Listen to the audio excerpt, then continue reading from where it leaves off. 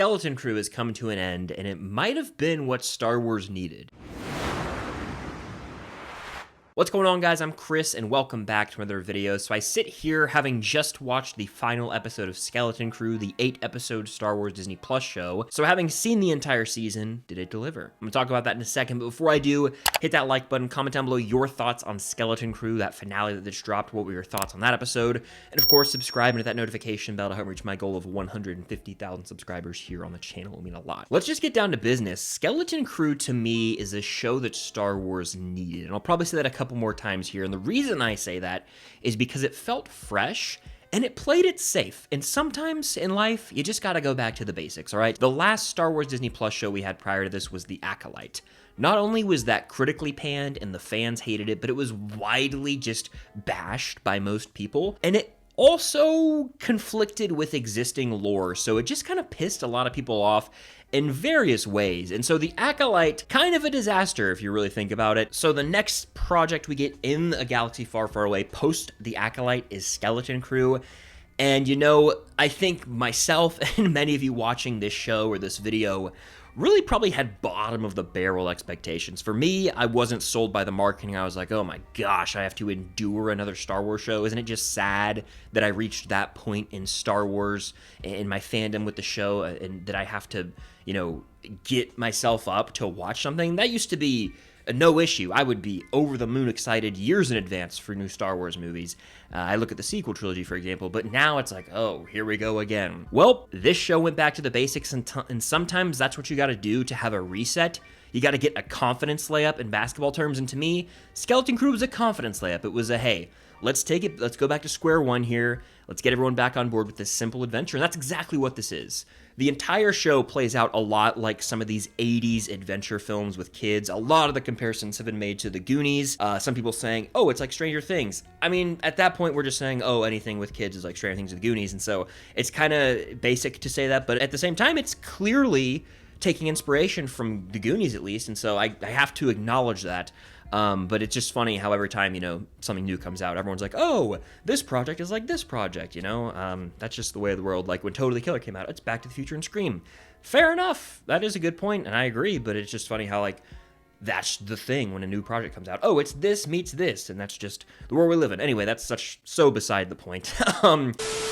Like I said, this show goes back to the basics, and what I found really moving was that I was able to connect with this young group of kids, and you get nostalgic in a way, right?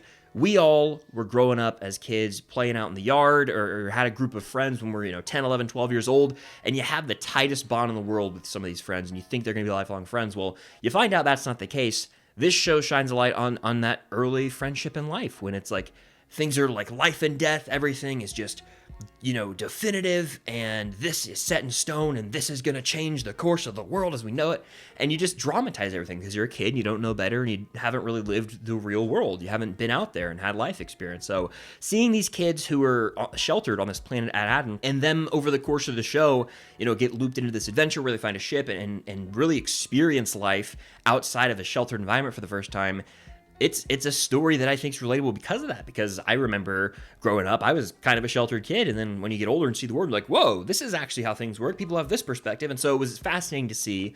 But to me, not only did the show go back to the basics in terms of adventures, but in terms of character arcs. Wim, I would say, is the main kid of the show, and by the end of that finale episode, he is very comparable to Luke Skywalker. Like, I think their arcs and their paths in life are paralleled in a way. Like, there's a shot in the finale, I won't spoil it, where we see Wim sort of hopefully looking into the distance at something, I won't say what, and I'm like, damn, this is like Luke Skywalker looking out at the binary sunset on a much smaller scale, but it actually instilled hope in me, and I haven't felt that way about a Star Wars project in a while.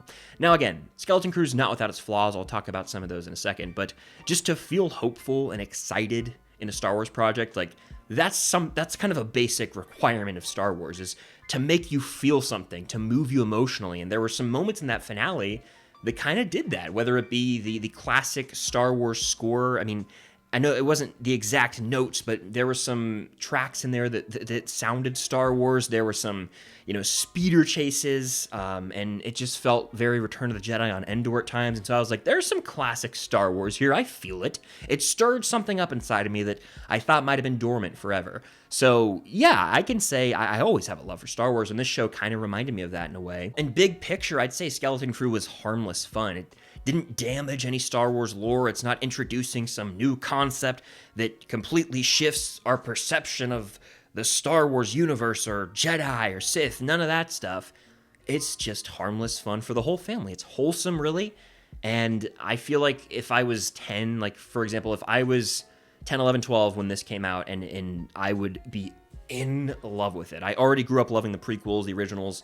This would be the coolest thing ever if I was, 10 years old watching it. And I'm like, oh my gosh, I have a Star Wars show. Like, if I went back in time and saw my younger self who had a bucket of Star Wars toys and the Lego Star Wars video games, and I told, like, my 8-year-old self, let's say, hey, there's this show, I'm going to show it to you right now, Star Wars, and it's a kid just like you who has, hopes and dreams, and it's set in the Star Wars universe, and you get to see yourself in these kids, I would probably cry. So I have to think of it that way, Star Wars for the family. That's what I view Skeleton Crew as, and myself as a kid would have eaten the show up. So to have it now as an adult, it kind of does make me reminisce on my childhood in a way, because I did grow up loving Star Wars. I watched the Clone Wars. I loved it, truly. Like, it was my jam. Having been in such a toxic fandom for a while now, I mean, the state of Star Wars, that is, it's really fallen since The Last Jedi, and I myself have despised some of the projects we got in the direction this franchise is headed. This just felt like a nice little step in the right direction. It wasn't anything monumental. It didn't change the game for Star Wars, or frankly, this genre of adventure, coming of age. None of that. It didn't change anything. But it did feel fresh for Star Wars, and it's, like I said, a confidence layup.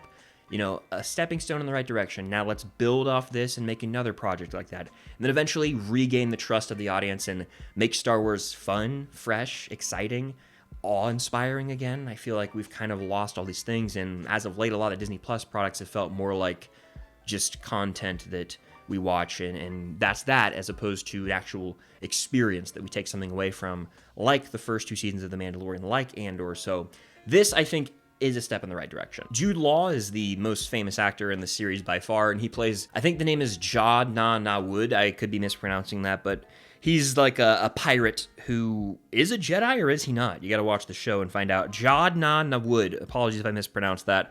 But he's one of the more interesting characters in the show for sure, because we don't really know where his allegiances lie for a lot of the time. He's a hard read, and he's kind of playing both sides a bunch. So that always added to, the tension in scenes, and made for some interesting moments and potential, double crosses, if you will. We also got a new droid here who stole the show, you could argue. SM-33, who's like part of the crew, part of the ship when it comes to this ship that they discover. And he's voiced by Nick Frost, but definitely a standout for me as well. So you got, your iconic Star Wars droid, a crew that's assembled, and it's got the feel of like a Star Wars space adventure across the galaxy. So it inherently feels Star Wars to me, and it is fresh because we haven't seen like a new batch of characters in a while.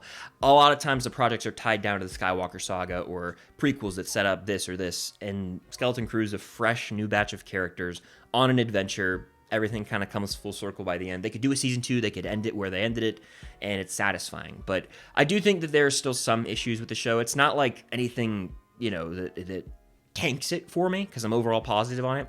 But I will say the structure of the episodes irked me a little bit. A lot of times they went for some fake out endings that were like cliffhangers, and then they would just be immediately resolved within 2 seconds, literally 2 seconds of an opening, and that kind of frustrated me near the end. I was like, man, that was a little cheap, but I get it. You gotta retain viewership, so I do respect it. I also think that this might have been better off as a movie, weirdly enough. I've kind of felt both ways about Disney Plus shows for Marvel and Star Wars. I'm like, this should have been a show, and it should have been more episodes, actually, or this should have just been a 2.5-hour movie. And I feel like Skeleton Crew might not have sold tickets at the box office, but overall, I think this might have been better off as a movie, because we got 8 episodes out of it, but had this been a 2-hour, 20-minute film, it might have been more effective, because there were a couple episodes in the middle of the season that didn't lose steam, but we did sort of settle into a comfortable position where our main mission was to get back to Adden. All of our group of kids, home planet, they faced various trials and tribulations comparable to how Mando's got to do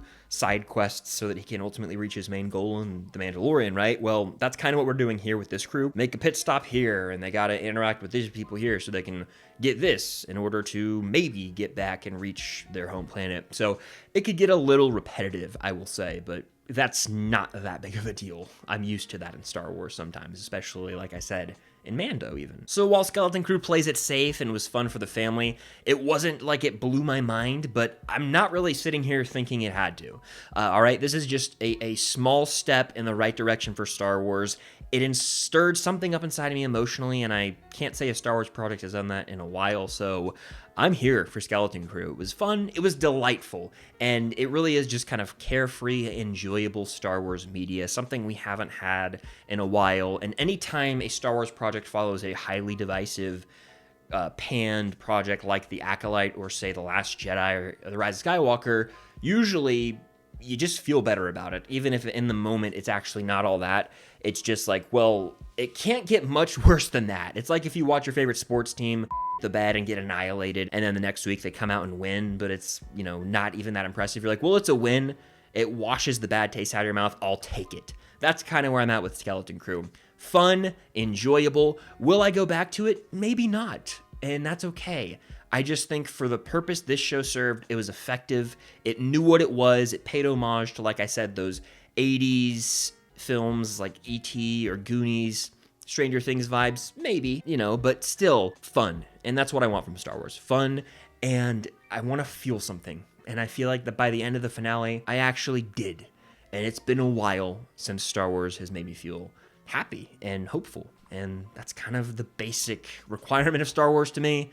And Skeleton Crew was able to do that. So overall, I would say this is a win for Star Wars. Star Wars needed this. It's a positive. It's a step in the right direction, and they can use it to build and gain momentum with future projects. We'll see if they end up doing that, because the track record's kind of off and iffy, and I'm nervous for what they got planned, but Andor's right around the corner. I think that we can expect great things from that. So that does it for my thoughts on Skeleton Crew. Didn't really want to spoil anything here, but let me know your thoughts down below. Hit that like button, of course, subscribe to that notification bell. Stay tuned for more content coming very soon, and until next time, I'll see you guys later.